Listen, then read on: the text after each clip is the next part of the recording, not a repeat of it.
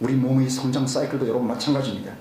남자는 정확하지 않습니다만 남자는 일반적으로 21~20살, 여자는 18, 19 정도가 되면 그때까지 왕성하게 이 신체는 성장합니다. 성장한다는 말은 뭐예요? 새롭게 태어나는 세포의 숫자가 죽는 세포보다 많다는 뜻입니다. 그러나 일정 기간이 지나고 나면요, 이 성장이 하얀 곡선을 그리기 시작하고 새롭게 생성되는 세포수보다 죽어간 세포수가 점점 많아지는 단계, 곧 노화의 단계, 죽어가는 단계에 들어가는 것이 생물학적 현상입니다. 여러분 가운데 이미 20대 초반을 넘어서서 중반쯤 가면 이미 노화의 현상들이 나타나기 시작합니다. 죽어가고 있는 것입니다.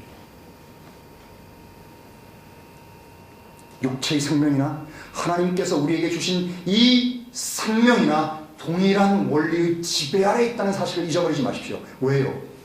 영적인 이 생명의 원리 때문에 눈으로 보이는 모든 육체의 생명이 그런 원리 가운데서 움직이기 때문입니다. 새롭게 태어난 이후에 한 단계씩 한 단계씩 영적으로 업그레이드 되는 이 전환점을 얻지 못하면 주님과 우리 관계인 믿음의 성장이 멈춰버립니다. 이것이 빠른 시간 내에 회복되지 못하면 시간이 지나가면 지나갈수록 침체기를 거쳐서 쇠퇴기와 하락기에 들어서고 결국은 생명과 믿음의 고사 상태에 이르게 됩니다.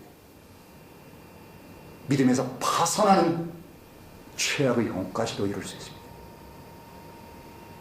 여러분은 요한계시록 2장 3장에서 에페소스 교회 그리고 사르디스 교회, 라오디케아 교회에 주님께서 쓰신 말씀들을 기억하실 겁니다. 첫사랑을 잃어버린 것에 대해서 얼마나 경고하고 계십니까? 사르디스 교회는요, 네가 살았다는 이름을 가졌으나 죽었다라고 얘기했습니다. 라오디케아 교회는 어떤 상태였습니까? 교회라고 불리워졌지만 주님이 문 밖으로 내쫓긴 상태에 있었다는 사실입니다. 주님 뭘 말씀하십니까? 회개하라고 얘기하는 겁니다. 이 상태로 안 된다는 겁니다. 주님은 경고하고 또 경고하십니다. 그러나 주님은요, 절대로 강압적으로 우리들을 바꾸지 않습니다. 이 순간일지라도요, 우리에게 주신 free will 때문에, 자유 때문에 우리에게 경고하시고 또 경고하시고 우리를 책망하실지라도 강제적으로 끌고 가가지고 그렇게 만들지 않으신다는 사실에 여러분 주목하십니다. 제 말 이해하시겠어요, 여러분? 그러면 언제 어떤 때 이런 믿음의 업그레이드가 우리 삶에서 가능하냐 하는 겁니다. 언제입니까? 우리가 실패하고 어려운 가운데 절대입니다. 그때밖에 없습니다, 여러분. 그때 사람은 비로소요, 정말 진지해지고 그리고 자기 자신의 실체에 대해서 다시 한번 자기를 되돌아보는 그 시간을 갖게 됩니다. 견디기 힘든 고난 속에서요, 다양한 형태의 고난이 있습니다.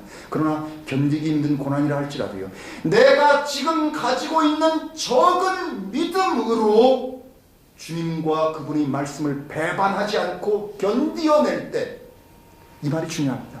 내가 가진 믿음이 비록 적을지라도요, 그 적은 내가 믿고 있는 그 분량만큼을 가지고 주님과 그분의 말씀을 배신하지 않고 힘들어도 그것들을 끝까지 견디어내면요, 우리의 믿음은 그 순간 비상을 날아가는 것을, 도약하는 것을 경험한다는 사실입니다.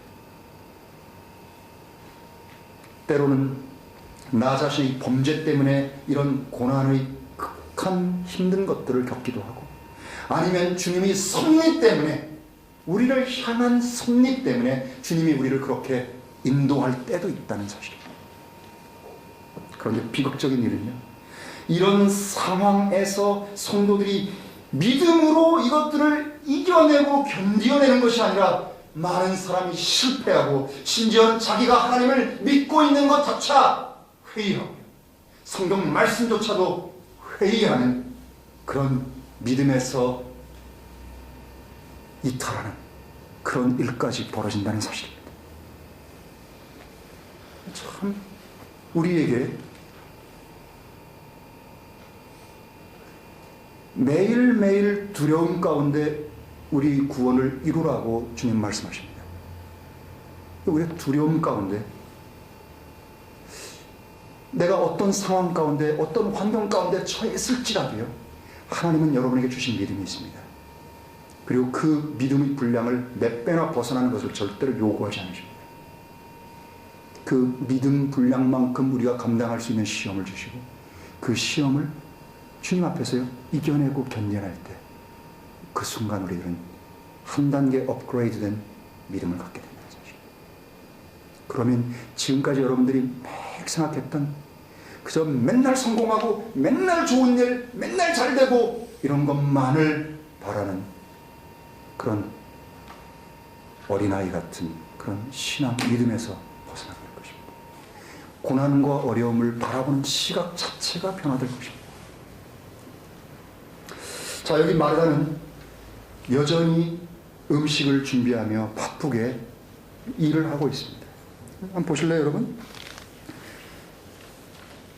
2절을 한번 보겠습니다. 12장 2절. 거기서 그분을 위해 저녁을 마련하니 마르다는 섬기고, 이렇게 되어 있습니다. 마르다는 여전히 바쁘게 음식을 준비하면서 일했습니다. 그녀의 역할은 변하지 않았습니다. 그렇지만 그녀의 속은 이미 변화됐습니다. 누가복음 10장에 있는 말씀을 한번 볼까요? 자, 누가복음 10장 38절에서 40절까지의 말씀을 보겠습니다. 누가복음 10장 38절에서 40절까지의 말씀을 보겠습니다. 그들이 길을 갈 때 그분께서 어떤 마을로 들어가시니 마르다라 이름하는 한 여자가 그분을 자기 집으로 모시니라. 그녀에게 마리아라 하는 동생이 있어 예수님의 발치에 앉아 그분의 말씀을 들으나 마르다는 섬기는 일이 많아 병황이 없는지라. 그녀가 그분께 와서 말씀드리되 주님, 제 동생이 저 혼자만 섬기게 내버려 두어도 개의치 아니하시나이까? 동생에게 명하사 저를 도우라 하소서 하거늘 예수님께서 대답하여 말씀하시되 마르다야 마르다야, 내가 많은 일로 염려하고 걱정하나 필요한 것은 한 가지뿐이니라. 마리아는 좋은 편을 선택하였으니 빼앗기지 아니하리라 하시니라. 여러분, 이 말씀을 우리 잘 알지요? 이 말씀을 이렇게 보면 여기 마리아는 주님의 발치에 앉아서 그분 말씀을 듣고 있지만 마르다, 언니인 이 마르다는 주님을 섬기기 위해서 열심히 음식을 준비하고 있습니다. 주님을 잘 대접하기 위해서 막 좋은 음식들을 만들고 있습니다. 그런데 이 마리아는 자기가 지금 음식 만들고 있는 거 뻔히 알고 대접해야 되는 것 뻔히 알면서 주님 발치에 앉아서 여전히 말씀을 듣고 있고 주님도 여전히 마리아와 얘기를 하고 있는 것입니다. 마르다는 처음에는 이 꿈틀꿈틀거리면서 불만이 생겼지만 좀 참았습니다. 음식을 하나 만들고 두 개 만들고 막 불을 보고 이쪽 가스레인지를 끄고 켜고 막 이렇게 하면서 막 기름을 집어넣고 튀고 이런 걸 막 경험을 하면서 속에서 이제 분통이 나기 시작했습니다. 참고 기다려오다가 이제 더 이상 못 참는 지경까지 그녀는 이르게 됐습니다. 여러분, 마르다가 얼마나 교활하게 자신의 불평과 불만을 터뜨리는지 한번 보십시오.